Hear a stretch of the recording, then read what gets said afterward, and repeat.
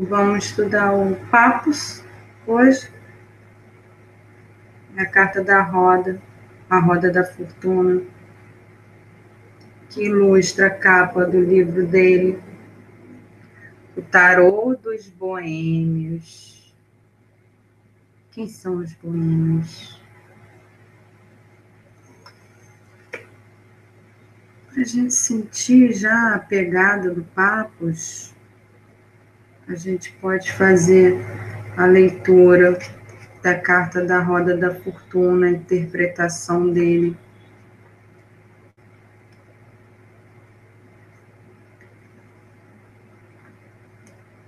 Apresenta a letra, né, da roda da fortuna, o número da roda da fortuna, 10.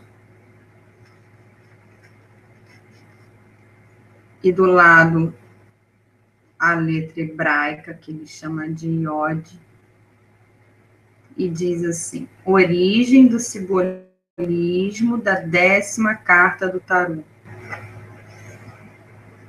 O Iod representa hieroglificamente o dedo do homem, o indicador estendido em sinal de comando.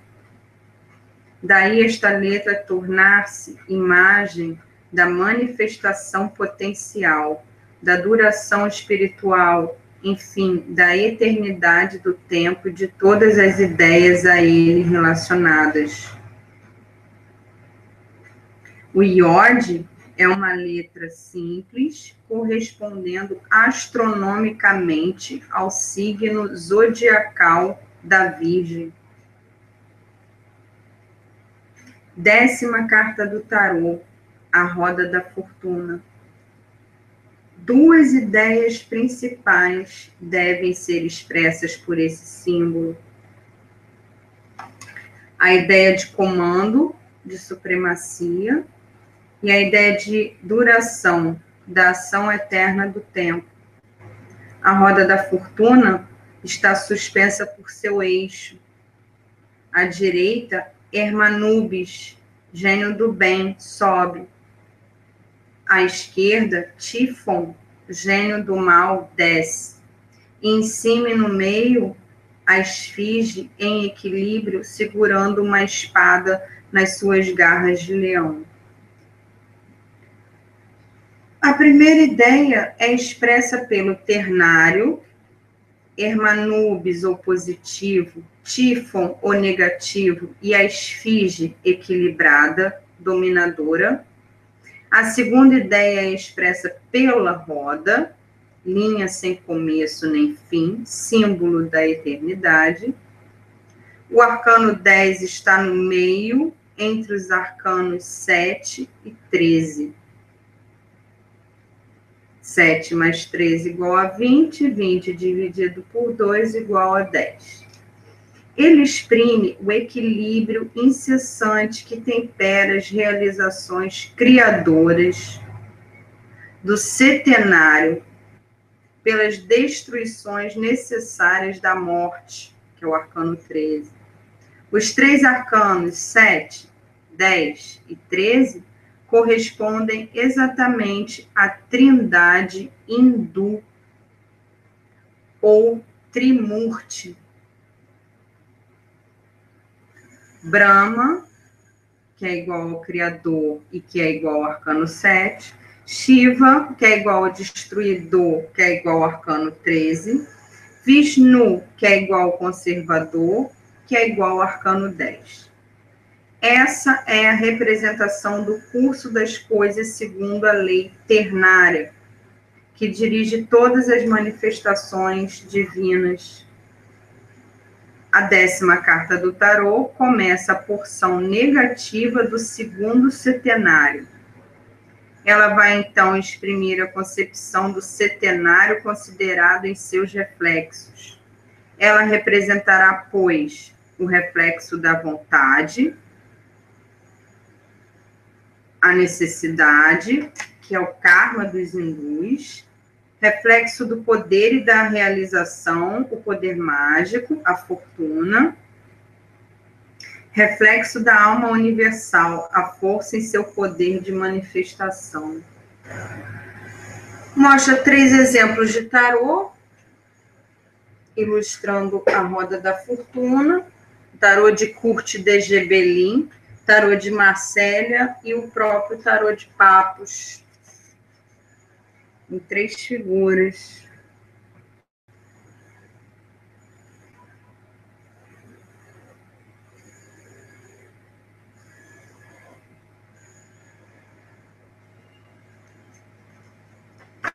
E, por último, um quadrinho, mostrando as relações e significados. Hieróglifo primitivo, o dedo indicador, Cabala Malkuth, astronomia virgem, mês agosto, letra hebraica iode simples. Significados: necessidade, poder mágico, força em seu poder de manifestação. A força criadora absoluta diferenciou-se sucessivamente no fluido animador universal. A luz astral, e agora está representada pela força em potencial de manifestação. Veremos essa força manifestar-se no arcano seguinte, arcano 11, que é a própria força. Essa é a leitura da Roda da Fortuna no livro Tarô dos Boêmios, do Papos. Ou seja, já traz bastante elemento para a gente ver as referências e em que está inspirado a interpretação do Papos. O nome do Papos é Gerard Anaceli Vicente Encalce. Nasceu em 1865 na Espanha. Filho de um químico e uma cigana.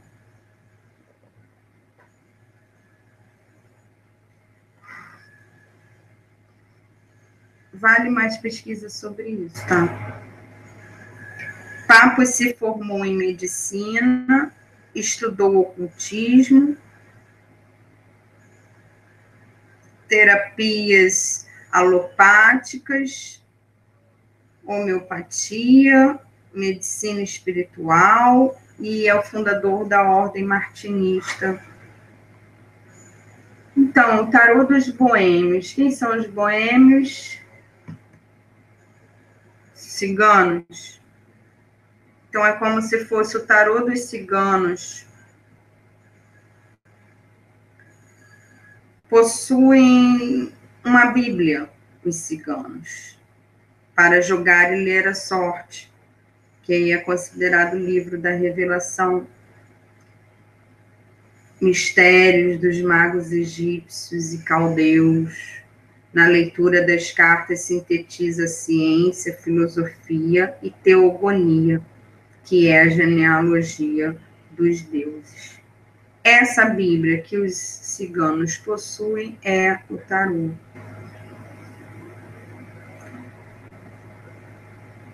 Então, o Papos, ele traz essa ideia dos ciganos.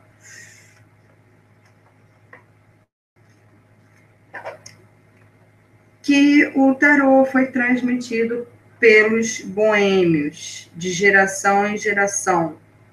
É o livro primitivo da antiga iniciação, assim como falou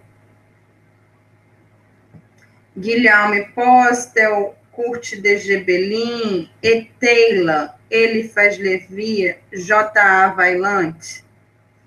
Sua chave ainda não foi descoberta. O livro é para fechar essa lacuna e dar instrumentos para avançar nos estudos. Então, o Papos traz esse livro dizendo que vai preencher essa lacuna sobre a origem do tarô, ou a chave do tarô, mais precisamente, né? Qual é a chave do tarô? Que corresponde às ciências mais elevadas do Egito, para os homens, né? Então, esse livro é interessante também, que tem uma coisa bem pontual, bem específica, bem histórica, né? O livro foi escrito para homens, leitores do sexo masculino, trazendo essas ciências mais elevadas do Egito. Mas Papos também escreveu uma parte do livro para as mulheres, para as senhoras, né, do sexo feminino, que é a parte não da ciência mais elevada do Egito, mas o tarô divinatório.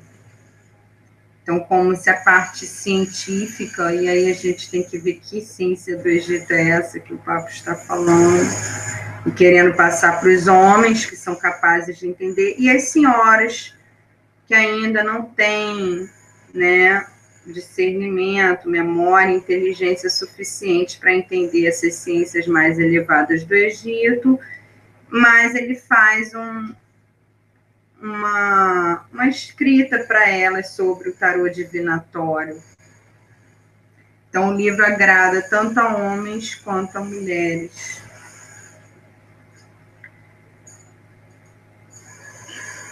Então, a gente já vê quanta coisa que o Papos traz, né? Numa página só, você já vê a questão hindu, hebraica, Egito, cigano. Por que isso, né? Por que essa mistura? Por que é esse esforço, essa tentativa de buscar uma universalidade na leitura do tarô, nesse saber, ou buscar esse saber universal? São também alguma coisa com astrologia, mas não seria uma astrologia esotérica com X, mas uma astrologia esotérica com S. É um argumento do Sam Ives. Vale a pena dar uma checada também.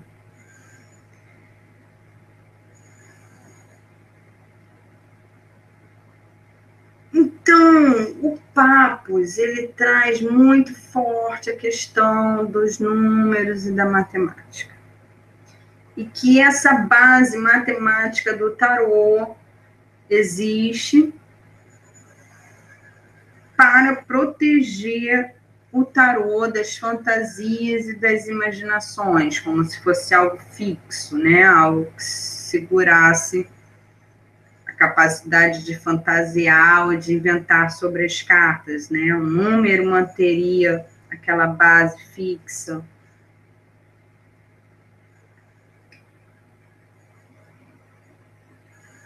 E, a partir disso, traz várias experiências com os números, com a numerologia, com a matemática, e com os arcanos, e a quantidade dos arcanos, e os jogos, que são muito interessantes para pensar. Por exemplo, que se você somar os números de 1 a 12, 1 mais 2, mais 3, mais 4, mais 5, mais 6, até 12, dá 78, e 78 é o número dos arcanos do tarô. E isso foi uma percepção do Eteila, né, que o Papos traz exemplos. Então, os números evitam os erros de interpretação, porque são precisos, porque são fixos. Bom,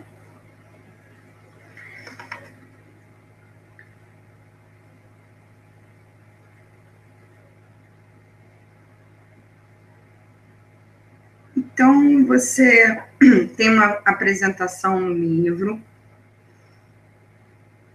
feita por Heitor Humberto de Andrade, Tarô, a Arte da Percepção Criadora. Então, ele coloca o tarô como compreensão da vida, e essa compreensão da vida pode se dar no aspecto científico, que aí a gente tem como exemplo a matemática, mas também pode se dar no aspecto imaginário, e aí você tem uma relação com a inteligência. percepção, ação, conhecimento, tarô. É uma linguagem humana, e coloca também a questão da bifurcação do conhecimento nessa apresentação do livro, entre o racionalismo científico e o dogmatismo religioso. Então, o caminho, né, do tarô, esse caminho mágico, né, ele não se daria nem em um campo, nem no campo da racionalismo científico, nem do dogmatismo religioso.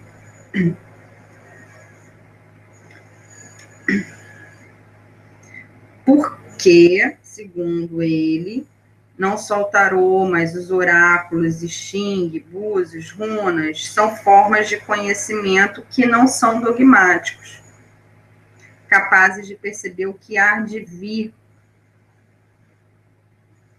E o que ele chama de há de vir não é adivinhação. O que há de vir é algo que sonda o futuro com fatos do presente, e a mente já traz em si todos os componentes do amanhã. Então, traz em si um futuro que está sendo construído, né? Não no sentido de adivinhação. Entrando no livro, na primeira parte do livro, agora com papos. Chave geral do tarô, dando a chave absoluta da ciência oculta.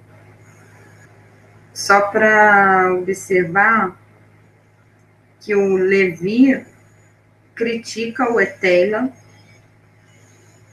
e Gebelin, e é o Levi que traz a ideia da Cabala em Moisés.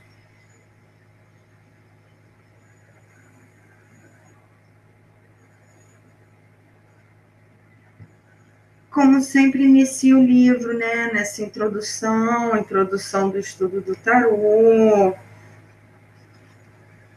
que é a ciência antiga, se remete à Índia, se remete ao Egito, e é uma síntese do conhecimento das sociedades secretas, dos cultos e tradições passados para o povo,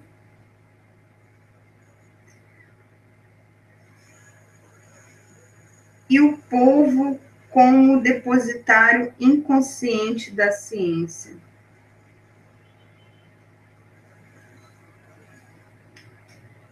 Essa sociedade secreta seria a Escola de Alexandria, fonte principal das sociedades secretas ocidentais, por onde se transmitiu essa ciência oculta, e uma procura de uma lei sintética. Os cultos e tradições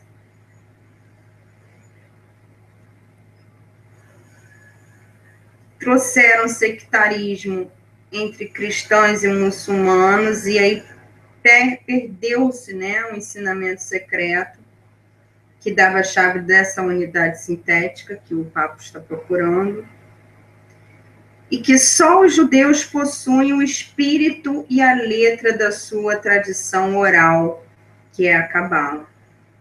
Todas as Bíblias revelam uma mesma doutrina e chave esotérica. E a terceira fonte dessa síntese desse conhecimento seria que Moisés escolheu um povo para carregar a ciência do Egito.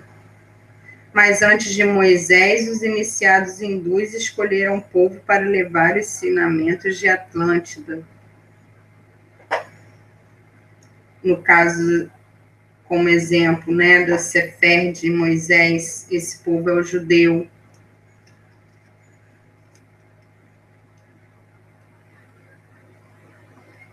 Que o povo boêmio foi aquele encarregado de transmitir o ensinamento.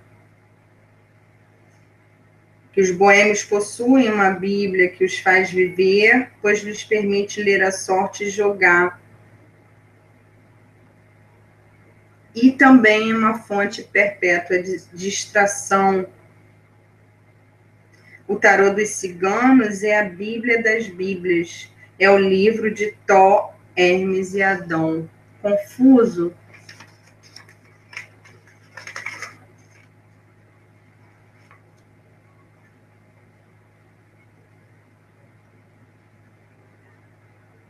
Então, que os sacerdotes perderam o conhecimento, a tradição e tudo mais, mas os boêmios, por isso o tarô dos boêmios, o homem ignorante, o homem vicioso, os ciganos, onde traz todo esse estigma, esse preconceito, né, contra os ciganos.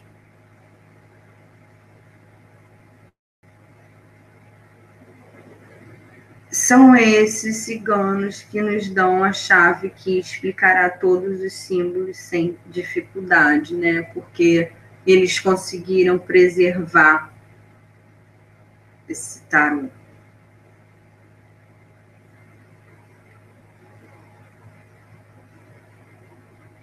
Ou seja, onde o homem do povo vê um meio de diversão, que são os ciganos ou os boêmios, que veem o tarô como algo para se divertir. O pensador,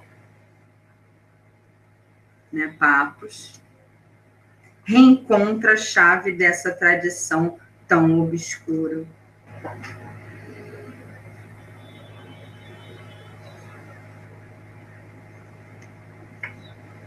Então, os pensadores reencontraram o tarô, descobriram o tarô. Né? Agora estão fazendo esse movimento de reconhecer no tarô algo para si.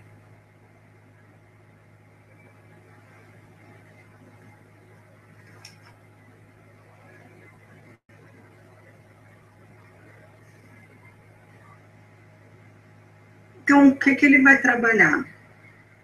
Um estudo preliminar da Cabala e sobre os números, eu diria bem preliminar, como eu já falei, que é misturar tarô com Cabala não é proibido, mas tem que conhecer o que é Cabala. A questão do tarô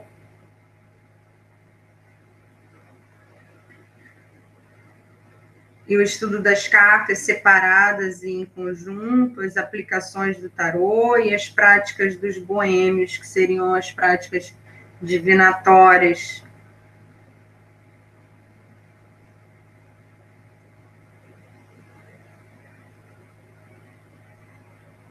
E com isso, o Papos está, de alguma forma, revelando, né, a ciência oculta, e quando ele foi questionado por conta disso, ele disse que a ciência oculta deve ser revelada, porque só quem é capaz de compreender é que vai compreender.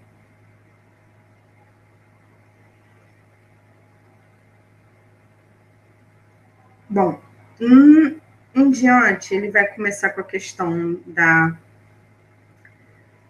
das preliminares, estudo preliminar com a Cabala, que seria a questão da palavra sagrada, conhecida como Yod, Re, Vo, Re.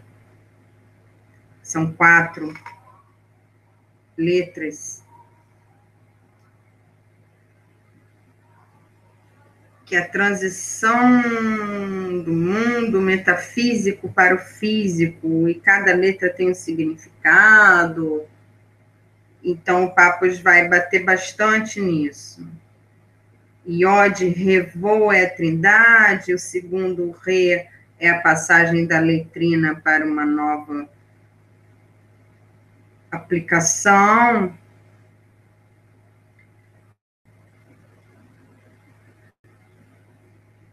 E essa palavra sagrada é uma antiga tradição oral dos hebreus.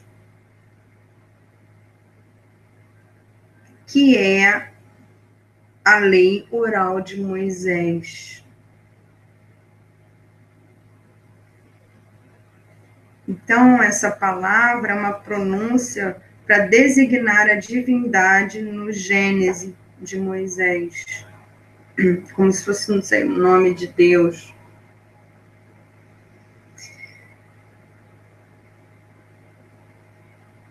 E por que essa palavra é importante? Segundo a leitura do Tarô dos Boêmios, escrito por Papos.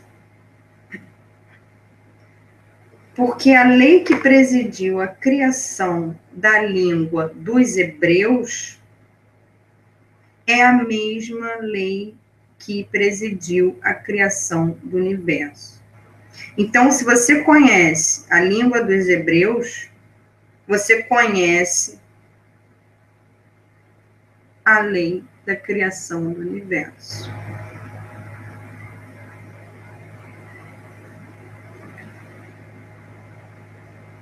Isso é segundo Papos.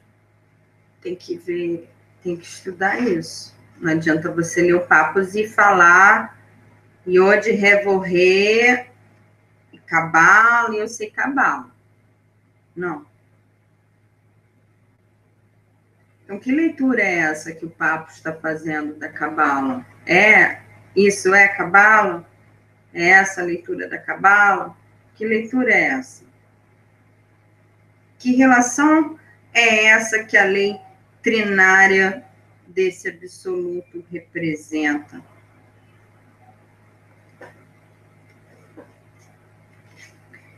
Ele tenta explicar.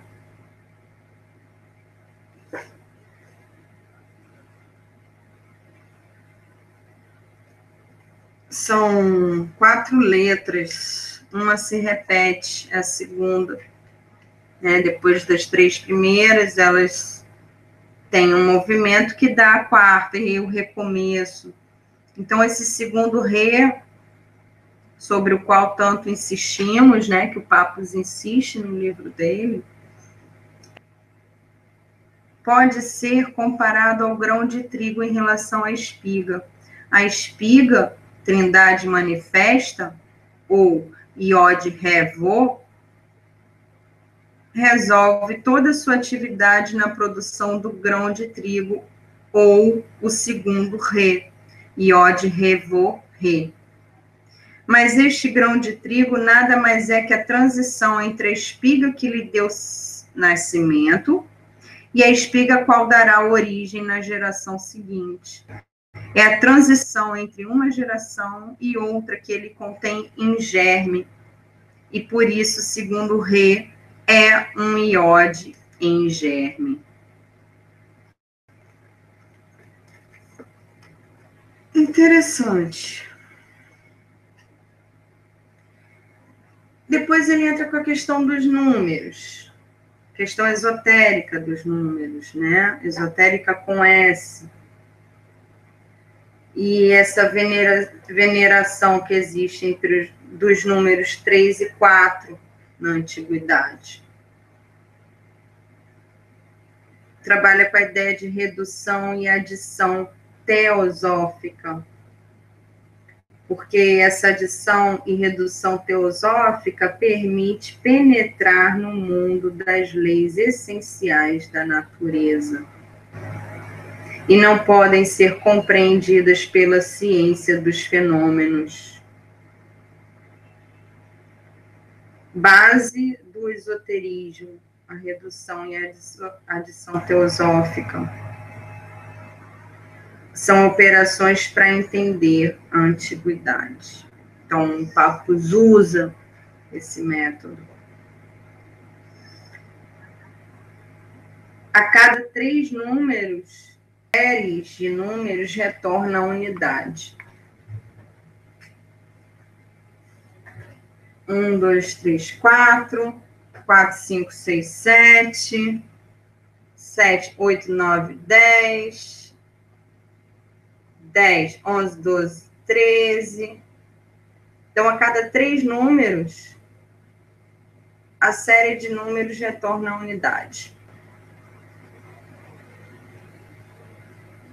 O 1 é uma unidade, o 4 é uma outra unidade, o 7 é uma outra unidade, o 10 é uma outra unidade, e daí por diante.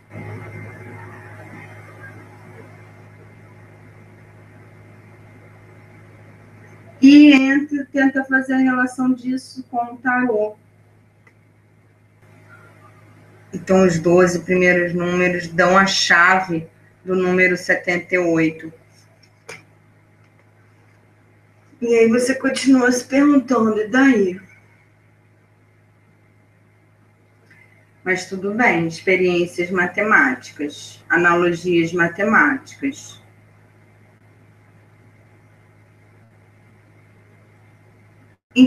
Então, até uma tentativa de fazer a analogia dos números com as letras, né? O 1 e o 4 é uma unidade, o retorno à unidade.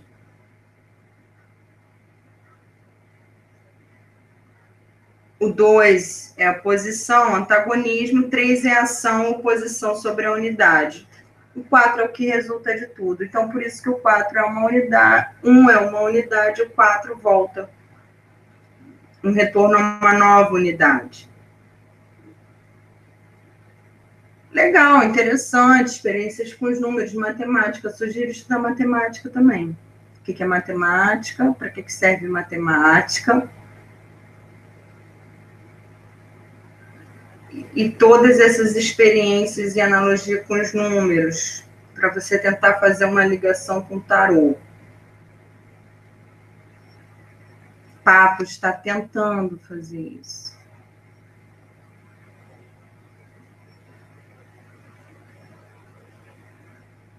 Então, ele entra com a questão da palavra sagrada, entra com esses exemplos dos números e depois tenta, né, fazer as relações entre a palavra sagrada e os números e a palavra cabalística. Que 1 é igual a 4, e o 4 é igual a 1, porque 1 mais 2 mais 3 mais 4 é igual a 10, 1 mais 0 é igual a 1.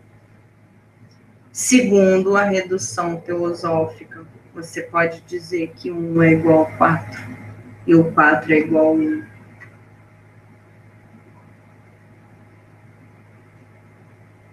Porque o 4, você pode desmembrar ele em 1 mais 2 mais 3 mais 4. O 4 é isso também, é a soma do 1 mais 2 mais 3 mais 4, segundo as relações teosóficas. E essa soma dá 10, e o 1 mais o 0 dá 1, então o 4 é igual a 1.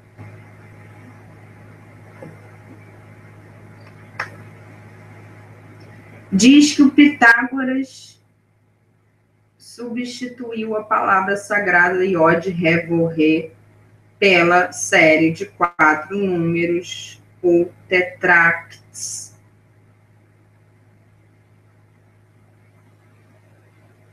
Estudar Pitágoras. Então, são esses alguns dados que ele traz no livro para entrar no que ele chama de lei universal do tarô.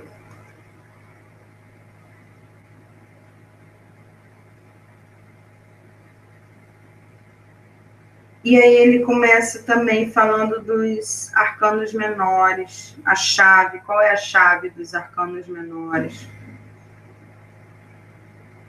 E apresenta o próprio tarô, Papos, acho que é conhecido como o tarô de Papos.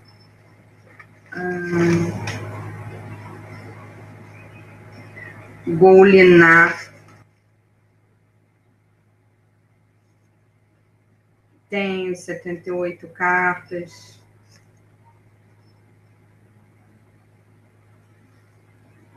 E essa chave é a mesma chave que abre a porta da Arca Santa.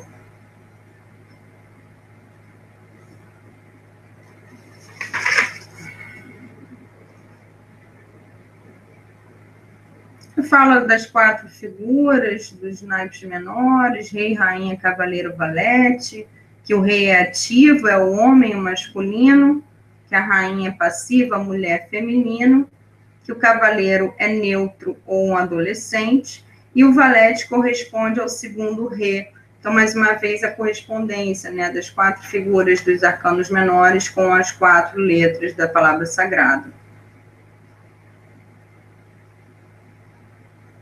O valete é o termo dessa transição entre as figuras e os números que se segue, assim como a segunda letra rei, para uma nova unidade, uma nova oposição, uma nova trindade, uma nova unidade. Que no caso vão ser os números que vão se seguir, de 1 a 10. E mais uma vez o Papus tenta fazer essa analogia dos números, que de 1 a 10 também correspondem às letras Rod, Ré, Vô, Ré. Então, você tem a correspondência do Rod, Ré, Vô, Ré com Rei, Rainha, Cavaleiro, Valete. A mesma correspondência com 1, 2, 3, 4. A mesma correspondência 5, 6, 4, 5, 6, 7.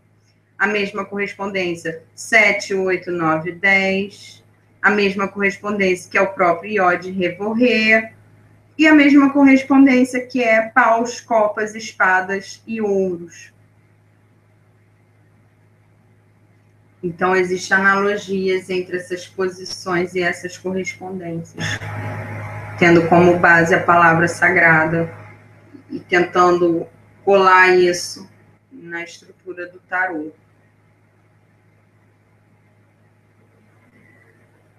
As relações entre as figuras e os números.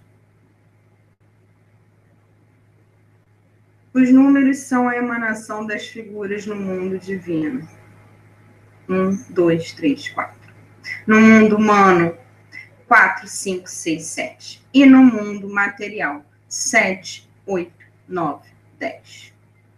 Cada naipe representa um corpo material formado à maneira dos seres. Como ele faz essa correspondência?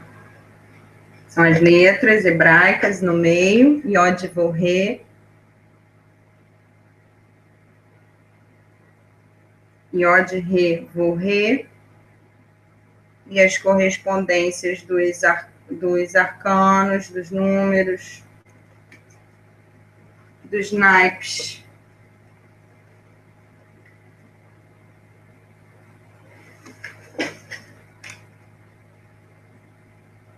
Tem um outro desenho também que traz, né, a mesma correspondência, né? De novo, ele fazendo a correspondência que eu falei antes. Dos naipes, dos números, das 4 letras, as correspondências com o tarô. Com os naipes, com as figuras da corte e com os próprios números.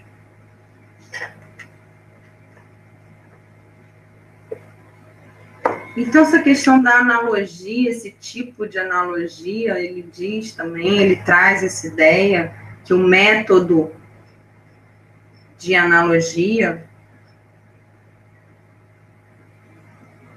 você pegar uma coisa que tem 4 coisas, com uma outra coisa que tem 4 coisas, e fazer uma relação entre essas coisas, porque as duas têm 4 coisas.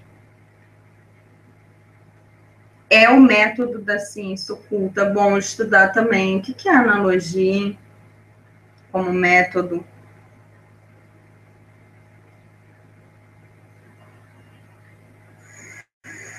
No caso, o arcano, o naipe de ouros é o quarto, né? É a transição entre os arcanos menores para os maiores. É no naipe de ouros, se você seguir a sequência, esse caminho do tarô e essa numerologia que o Papo está trabalhando. O naipe de ouros é o que faz a transição entre os arcanos menores para os arcanos maiores.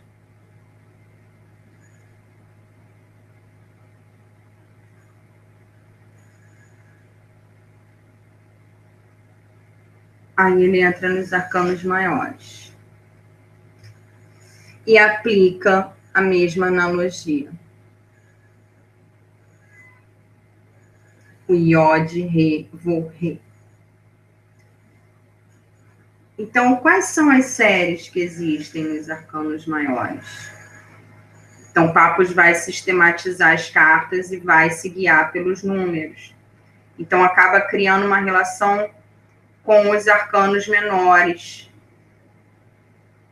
Então, ele vai criar uma relação dos arcanos maiores com os arcanos menores. E aí entra o primeiro setenário, que é o setenário divino. O 7 é o elemento de transição entre um setenário e outro. A própria carta 7, ela é a transição. Então, você tem o 1, 2, 3, com um trinário, 4, 5, 6 com outro, e aí você já forma uma estrela de Davi, e o 7 no meio, que é a transição. Faz essa mesma analogia com a letra iode, ré, vô, ré. Iode é o 1 e o 4, o vô é o 3 e o 6, o ré 2 e o 5, e o outro ré é o 7, que é a transição. Então, ele sai lá do trinário e as 4 letras e entra no 7 também. E consegue fazer essa analogia, esse jogo com os números. Por quê? Porque o 4 é igual a 1. Lembra que a gente falou antes? É como se fosse o 1 considerado negativamente e assim por diante. Então, o primeiro setenário é formado por 2 ternários opostos. O primeiro ternário, 1, 2, 3. E o segundo ternário, 4, 5, 6. Então, são ternários, e no caso a gente está falando das cartas que se opõem. Então, você pode fazer essa leitura com as cartas. O segundo setenário, a mesma coisa. Que é o setenário humano, que ele chama de humano. O terceiro setenário, a mesma coisa. Ele chama de natural. E traz o Pitágoras, traz a Cabala, a questão do som também, que parece que é importante na Cabala, o fonema, né, da letra. Então, são coisas que são muito citadas no tarô, e a gente vê aqui como Papos, né, dá um pontapé nisso e entra nisso, estrutura isso também, porque as situações que a gente vê traz essa carga do Papos.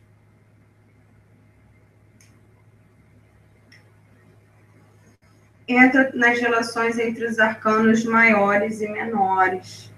Como os arcanos maiores governam os arcanos menores. Então, são 3 setenários, mais o ternário de transição.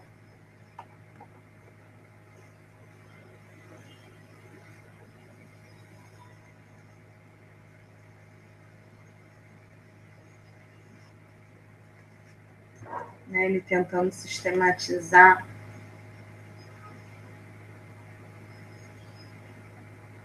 essas relações, dessa forma de mandar.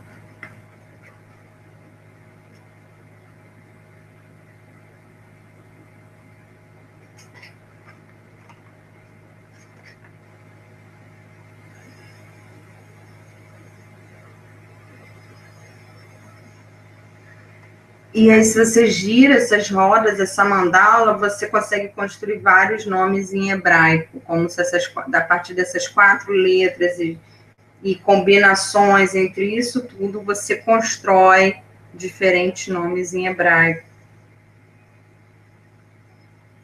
Isso é a primeira parte do livro.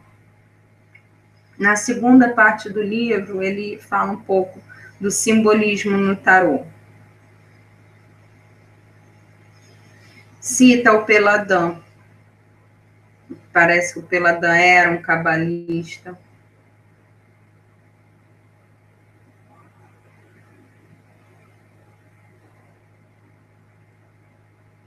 Então, que os símbolos devem seguir a evolução dos números.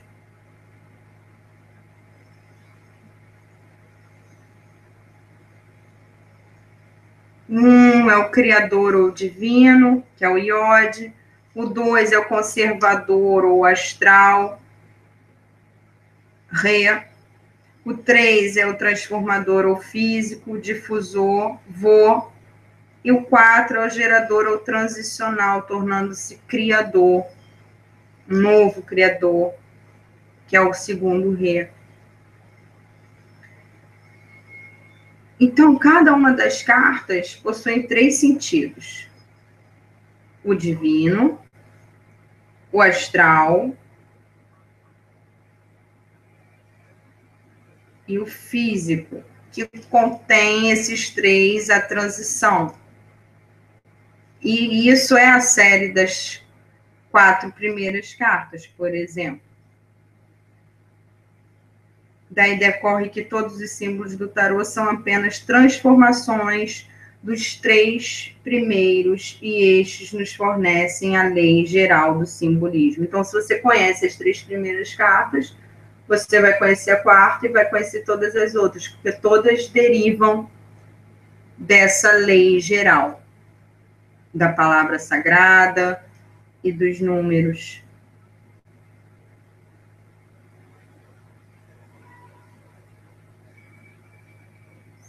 É uma determinação matemática que permite esse conhecimento.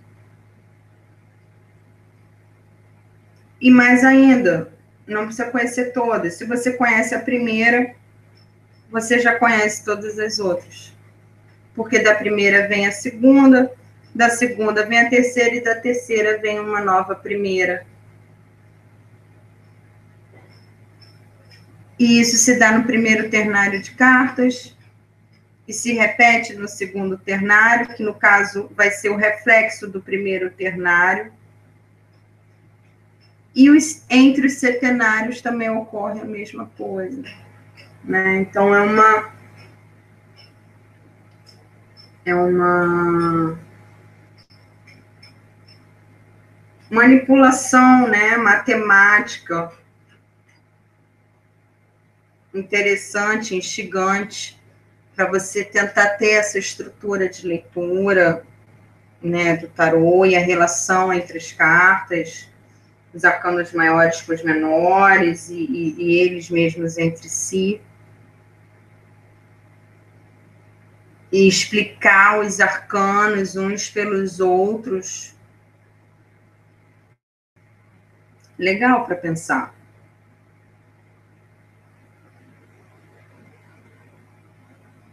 Aí tem uma dica nesse jogo matemático também, que quando 2 cartas somadas dão um número par, divide-se este número por 2 para encontrar a carta que serve para uni-las.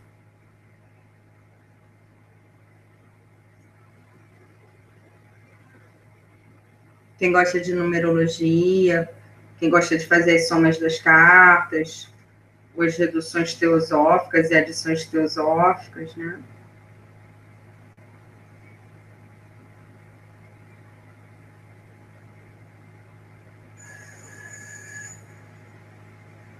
E ele trabalha com a questão que cada carta representa um símbolo, um número e uma ideia.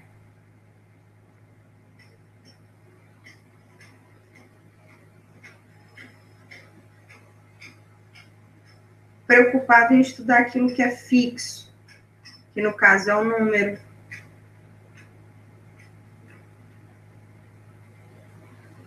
Solidamente apoiados na base que construímos. Qual foi a base que ele construiu até agora? As analogias que ele fez?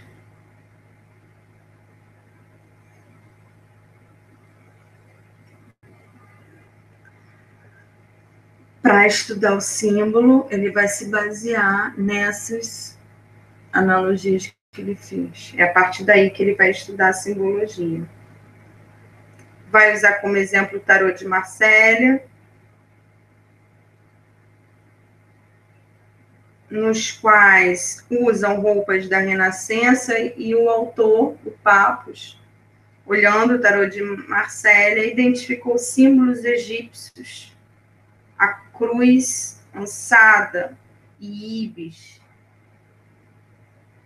E isso mostra que o tarô de Marsella é a representação do tarô egípcio primitivo. Né? Papus olhou o tarô de Marsella, viu, achou que ali tinha alguns significados egípcios e concluiu que o tarô de Marsella é a representação do tarô egípcio primitivo e que apenas os ciganos possuem intacto o jogo primitivo.